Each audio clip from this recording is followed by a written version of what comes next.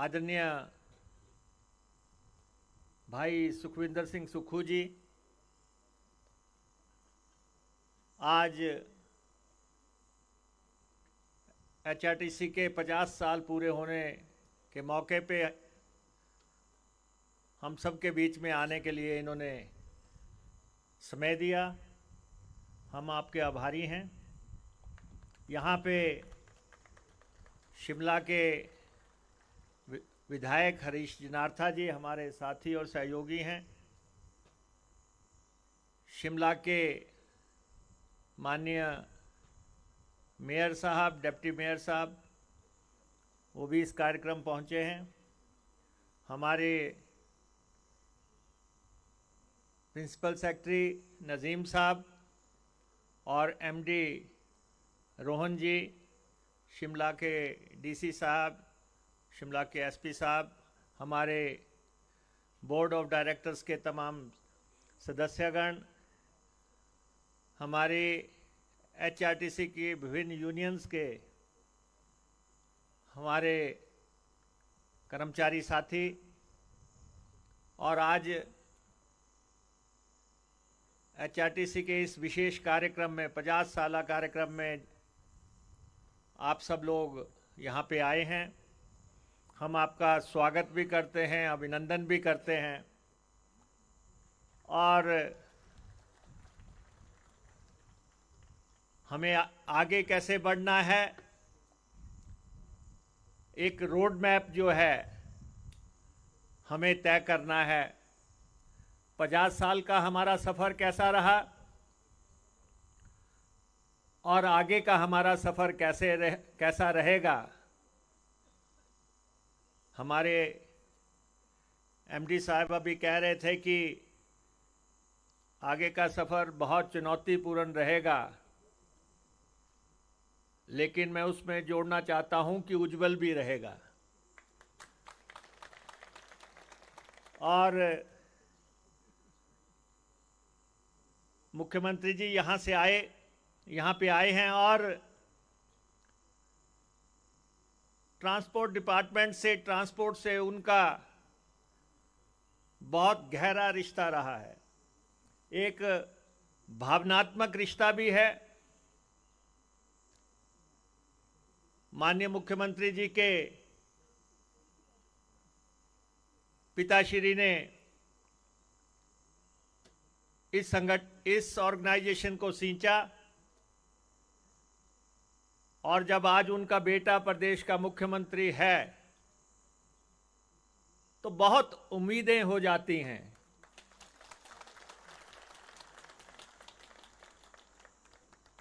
क्योंकि ऐसा मौका बार बार नहीं आता है। दो लोग यहां बैठे हैं, मुख्यमंत्री जी बैठे हैं, जिनके पिताजी आपके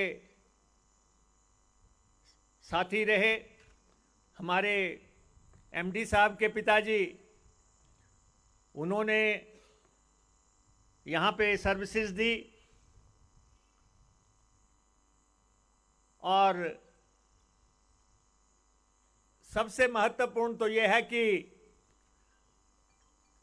24/7 जो है, 24 घंटे सातों दिन जो ऑर्गेनाइजेशन अपनी सेवाएं दे रहा है पिछले 50 साल से लगातार, उस ऑर्गेनाइजेशन, ये भी एक आपात सेवा ही है। आप लगातार देखते हैं कि हमारे कर्मचारी पंडाल में बैठे हुए हैं, लेकिन उनकी चिंताएं रूट चलाने की हैं। बस लेके जाना है, उसके साथ जाना है। और यहाँ पे ऐसे कर्मचारी भी अभी सामने आए जिन्होंने अपने जीवन काल में कोई छुट्टी नहीं ली, 25-25 साल से गाड़ी लगातार चलाई है। तो हमें बड़ा गौरव है हमारी एचआरटीसी पे, और ये एचआरटीसी हिमाचल प्रदेश के लोगों के दिलों के बहुत करीब का संगठन है। शायद ही हिमाचल का कोई ऐसा व्यक्ति होगा जिसने एचआरटीसी में सफर ना किया हो, जिसने इसकी सेवाओं का इस्तेमाल ना किया हो। हमने खुद एचआरटीसी में बहुत सफर किया है। यूनिवर्सिटी में थे,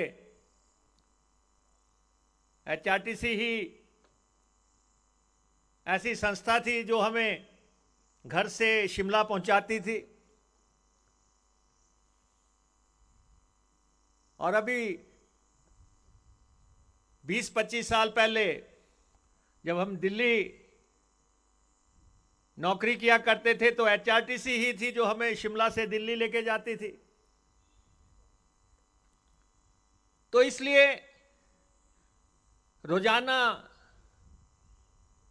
6 लाख लोगों को जो है सफर करवा रही है, उस संगठन का नाम एचआरटीसी है। जो 20 करोड़ किलोमीटर चलती है वो एचआरटीसी है। मैं माननीय मुख्यमंत्री जी का आभारी हूं कि लगातार वो हमारी मदद कर रहे हैं, लगातार हमारा सहयोग कर रहे हैं। आज के इस कार्यक्रम में हमारे कर्मचारी यूनियंस के नेता, उन्होंने भी विचार रखे। हम लोकतंत्र को मानने वाले लोग हैं, हम यूनियंस को मानने वाले लोग हैं।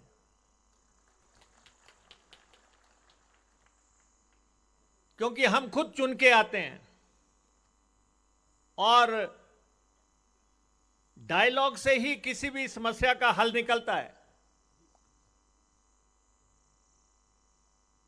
और आप इतनी संख्या में यहां पे बैठे हैं, आप ये बता दें कि क्या हमारी सरकार ने जिस दिन से शपथ ली है आज दिन तक सारे कर्मचारियों को वेतन मिला है कि नहीं मिला है? कई लोग बोलते हैं एचआरटीसी के लोगों को वेतन नहीं मिला। अरे, हम वेतन देने के लिए एक दिन के भी डिफॉल्टर नहीं। आज हर एचआरटीसी कर्मचारी को हम वेतन दे रहे हैं। ये हमारी गवर्नमेंट की सबसे बड़ी सफलता है। हम अपने कर्मचारी को पेंशन दे रहे हैं और बता दें कि हम पेंशन में कहां डिफॉल्टर हैं। क्या आप सबको आज दिन तक की पेंशन मिली है जब से सरकार आई है? तनख्वाह आपको हमने दी, पेंशन हमने आपको दी, परिस्थितियां किसी भी तरह की हो, लेकिन मुख्यमंत्री जी की मेहरबानी हमारे पे रही। और आज हम मुख्यमंत्री जी से नहीं, प्रदेश के वित्त मंत्री से बात करना चाहते हैं, जिनके पास खजाने की चाबी है। हमारे कर्मचारी, आपको मालूम होना चाहिए कि एक रूप इनका मुख्यमंत्री का है, एक वित्त मंत्री का है। तो हमने आज वित्त मंत्री को बुलाया है।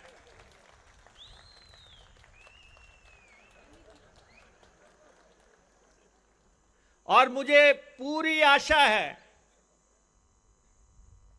कि अपने पिताजी के सपनों को साकार करते हुए ये आपको हरगिज निराश नहीं करेंगे।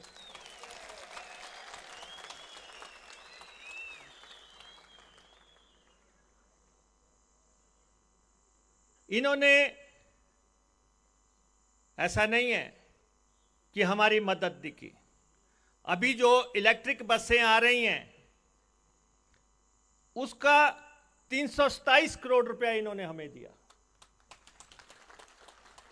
ये हो रहा है कि हम कर्जा लेके बसें नहीं ले रहे हैं, इन्होंने हमें एक मुश्त 327 करोड़ रुपया दिया है। तो उसके लिए आप इनका आभार जताएं।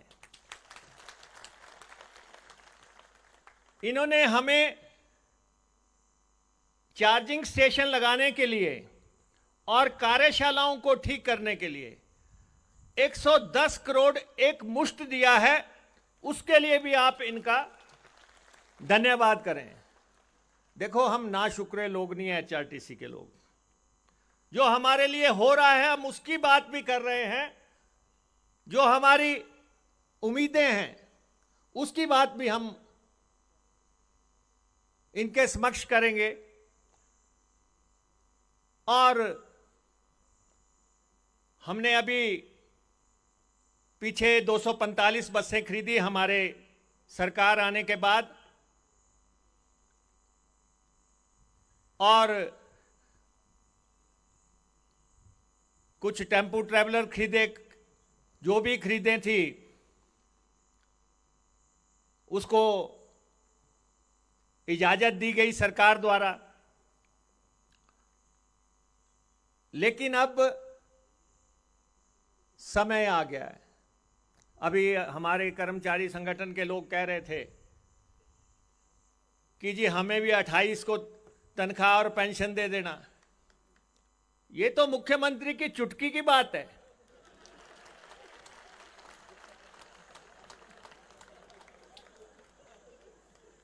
ये आप कह रहे थे कि कर्मचारियों को 4% महंगाई भत्ता दे दिया, तो ये तो मुख्यमंत्री जी जानते हैं कि देना है।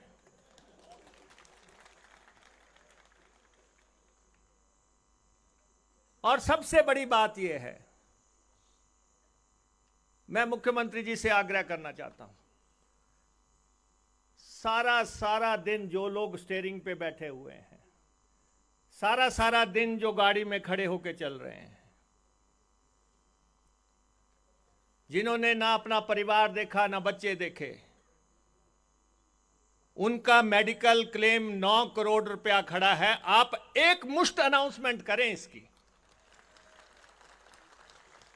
एक मुश्त जो है, बाकी कुछ भी हो सकता है, लेकिन आप बस में 24x7 बैठे हैं, बीमार हो रहे हैं और 9 करोड़ रुपया खड़ा हो गया। लेकिन मैं आप सबसे ये कहना चाहता हूं, साथियों से, आप हमारे परिवार के सदस्य हैं, दूसरे चौथे दिन अखबार में मत दे दिया करो हम चक्का जाम करेंगे।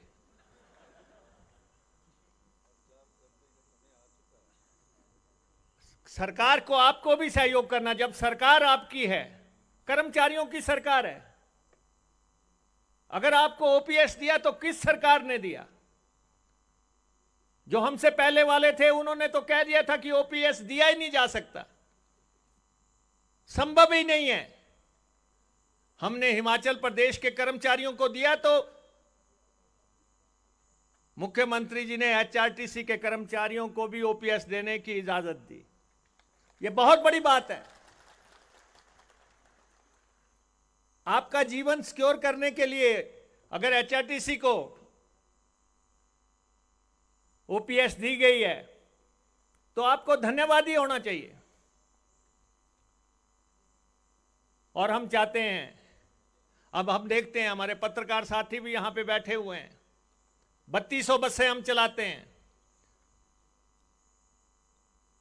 इतना बड़ा ऑपरेशन जब चलता है, कहीं भी एक बस खराब हो जाती है, कहते जी एचआरटीसी की बस को धक्का लगाया जा रहा है। मेरा इनसे भी ये कहना है, एचआरटीसी की यहां की लाइफलाइन है। एचआरटीसी की छवि में कहीं भी जो है आंच नहीं आनी चाहिए।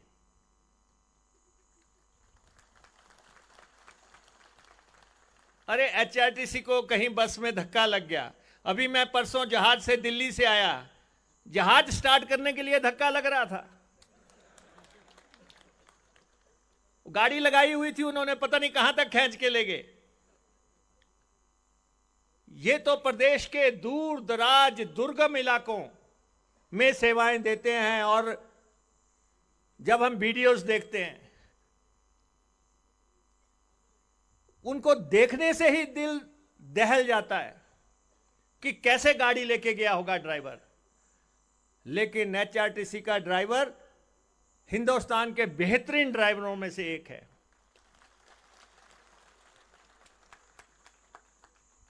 एचआरटीसी में बैठ के किसी को कोई डर नहीं लगता है कि ये कैसे गाड़ी चलाएगा? कभी किसी ने सवाल किया? और हम अभी ड्राइवर्स की भर्ती कर रहे हैं, 350 नए ड्राइवर्स एचआरटीसी के बेड़े में जुटेंगे। 350 कंडक्टर अभी हमने भर्ती किए हैं और पूरी तरह कमीशन से भर्ती की है।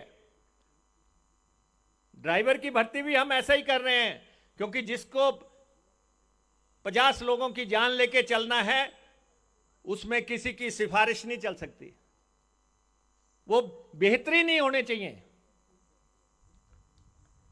तो इसलिए हमें बहुत फक्र है इस ऑर्गेनाइजेशन पे।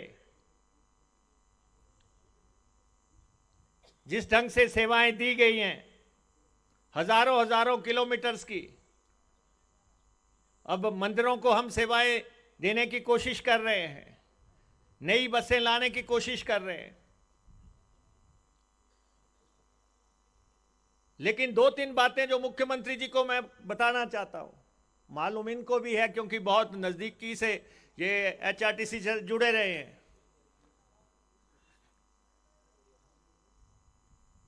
एचआरटीसी उस जगह जाती है जहां कोई नहीं जाता है। घाटे के सारे रूट हम चलाते हैं। सुबह ही जनार्था जी की चिट्ठी आ जाती है कि ये बस भी चलाई जाए, 10 किलोमीटर बढ़ाई जाए, 5 किलोमीटर बढ़ाई जाए। तो ये काम हम सरकार के कहने पे करते हैं। सरकार कहती है, तो इसलिए इस संस्था को शुद्ध व्यापारिक नजरिए से नहीं आंका जा सकता।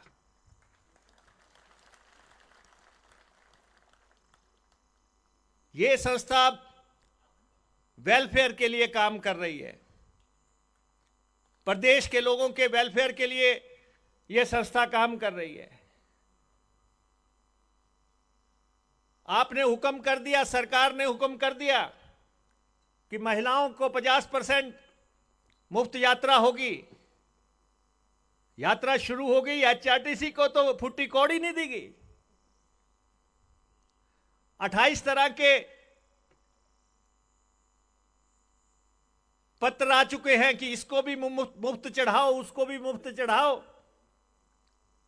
और उन सर्विसेज को जब हम ये रियायती सफर हम करवाते हैं,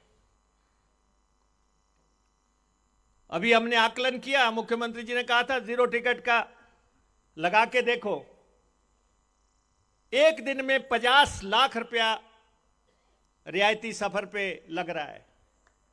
50 लाख रुपया एक दिन का रियायती सफर है। रियायती सफर हम करवाएं, घाटे के रूट हम चलाएं, और फिर सरकार का हुक्म है कि आपको जो है पूरे स्केल देने हैं, पेंशन देनी है, भत्ते देने हैं, उसको इंप्लीमेंट किया जाता है। बसें हम खरीदते हैं जब, तो कर्जा लेते हैं। मुख्यमंत्री जी से मेरा आग्रह है वित्त मंत्री के नाते, एचआरटीसी की बसों पे खरीदने पे जितना हमारा कर्जा है एक मुश्त चुका दो।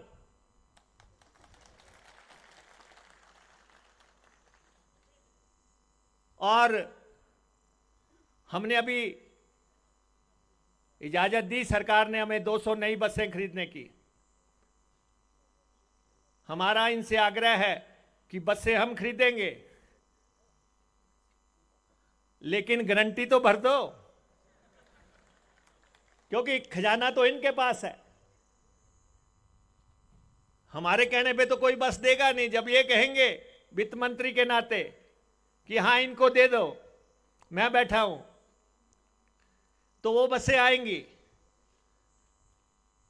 और मैं मुख्यमंत्री जी से यह भी कहना चाहता हूं, किसी का हक लंबे समय तक नहीं मारा जा सकता।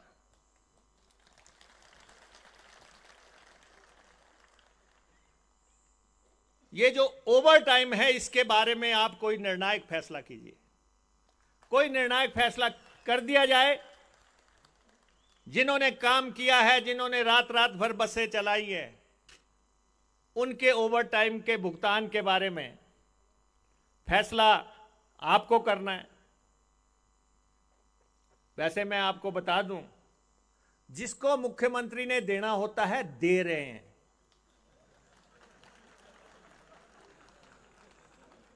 जिसको देना होता है दे रहे हैं। आप भी अभी मुख्यमंत्री जी मंच पे आ रहे हैं और तालियों सीटियों से इनका स्वागत करें ताकि ये सब चीजें दे के जाएं।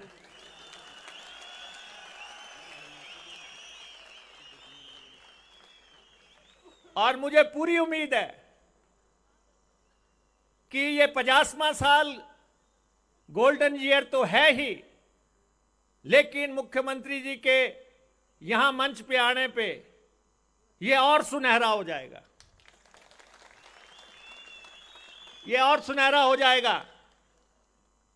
लेकिन मैं आप लोगों को भी कहना चाहता हूं, एचआरटीसी एक अनुशासनात्मक संस्था है। आपके 600 लोग जो हैं गाड़ी नहीं चलाना चाहते, कंडक्टरी नहीं करना चाहते।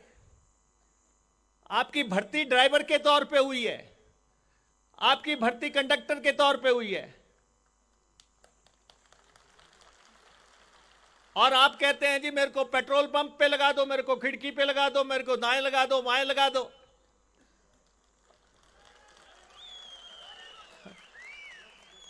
₹1,00,000 तनख्वाह लेके खिड़की पे खड़े रहोगे? मेरा मुख्यमंत्री जी से कहना है, इसके लिए भी मेडिकल बोर्ड स्पेशल गठित कर दो कि जो बस चला सकता है वो बस चलाए।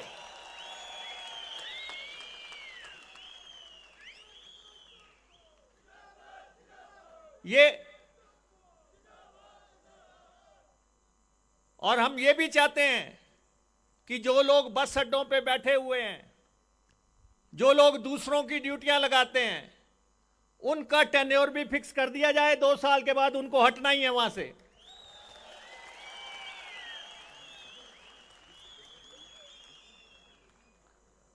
एक व्यक्ति जो है उसको ड्यूटी नहीं मिल रही है दिल्ली की, दूसरा चला ही जा रहा है। कुछ फैसले तो हमें करने पड़ेंगे। अब मुख्यमंत्री जी कहते हैं महिला कंडक्टर भर्ती कर दो। अरे भाई, महिला कंडक्टर हम भर्ती करते हैं, हम आपके भावना को जो है ट्रांसलेट करते हैं। जिस दिन उनको भर्ती कर लेते हैं, कंडक्टर कहते हैं जी देखो महिला है, इसको बस पे मत चढ़ाओ। अरे भाई, अगर कंडक्टर भर्ती हो रहे तो चढ़ो ना बस पे।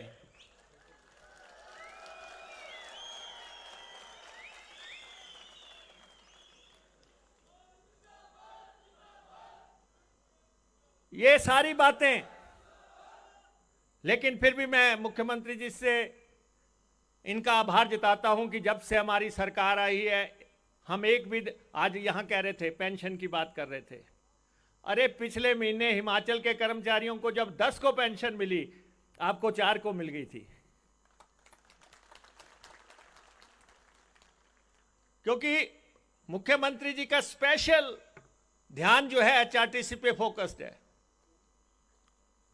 और ये भी है, हम दोनों का किसी बात पे झगड़ा नहीं होता। एचआरटीसी रोज हम झगड़ते रहते हैं। आपके लिए इनका भी प्यार है, तभी इन्होंने हमें बसें दी, 327 करोड़ रुपया दिया, 110 करोड़ रुपया उसके लिए दिया। अभी सुबह ही कह रहे थे कि मैं 500 बसों के लिए और पैसा देने के लिए तैयार हूं। और मुझे लगता है जब इनके जहन में है तो ये जरूर हमारे को 500 बसें और मुफ्त देंगे, ताकि कम से कम बसों का तो जो भार हमारे पे पड़ता है खरीद का, वो तो कहीं हमारा कम हो सके। हम किफायत कर रहे हैं, हम पैसा अर्जित कर रहे हैं। और आपने पिछले महीने 75 करोड़ रुपए के आसपास कमाया।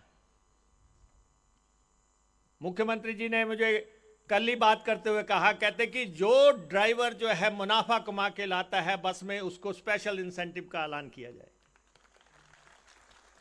जो मुनाफा लाएंगे अरे भाई, अगर प्राइवेट वाले कह देते हैं चलो चलो ब्याज ना चलो, आप भी लगा दिया करो एक आधी आवाज, क्या फर्क पड़ता है।